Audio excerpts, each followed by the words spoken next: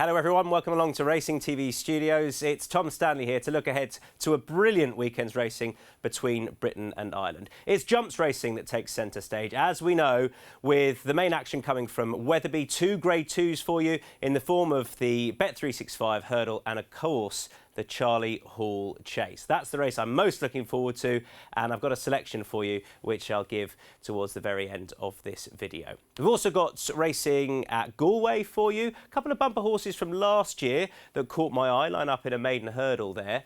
And for you flat fans, don't worry, we've got racing from Flat HQ. That's coming away from Newmarket in the form of the listed James Seymour Stakes. Let's take a closer look. As November approaches, the Charlie Hall Chase, an open Grade 2 over 4,800 metres, is often the first port of call for some potential Cheltenham Gold Cup horses, and this year is no different. The exciting Ahoy Senor makes his seasonal bow after winning the Grade 1 Betway Mile Bay Novices Chase from 3 smart rivals last April. In opposition that day was the Paul Nicholls-trained Brave Man's Game, a supremely talented jumper, an apple of his trainer's eye.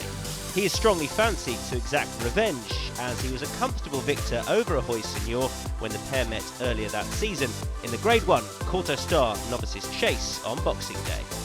They will almost certainly not have the race to themselves, as the classy Denman Chase winner Eldorado Allen has some impressive back form and remains fairly unexposed over the distance. It promises to be an enthralling encounter.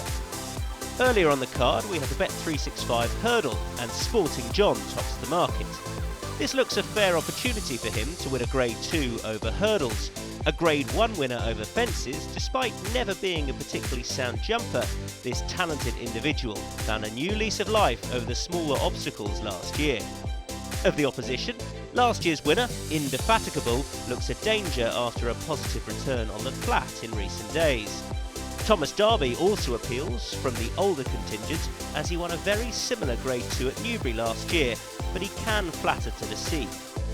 Across the Irish Sea, Galway features a selection of races for younger horses with big futures.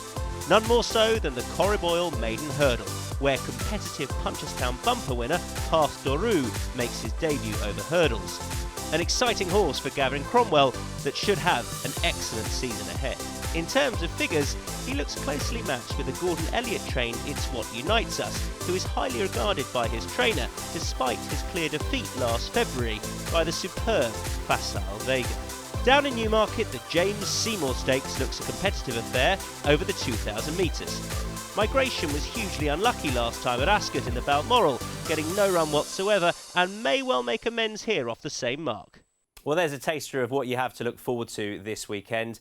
And as far as a selection goes, well, at the prices, I pretty strongly fancy Ahoy Senor in the Charlie Hall Chase. I'm a huge fan of Brave Man's Game, and I think the King George is his race. But I think at the prices, Ahoy Senor is underestimated. We know what he did to Brave Man's Game at Aintree, and yes, I know at Kempton the roles were reversed and Brave Man's Game was well on top last year. But this left-handed flat track should really suit Ahoy Senor's style of racing. I think he'll be dominant under Derek Fox, and I think at the prices there's just too much between them. Brave Man's Game, King George, thank you very much. But for this clash, Ahoy Senor for me.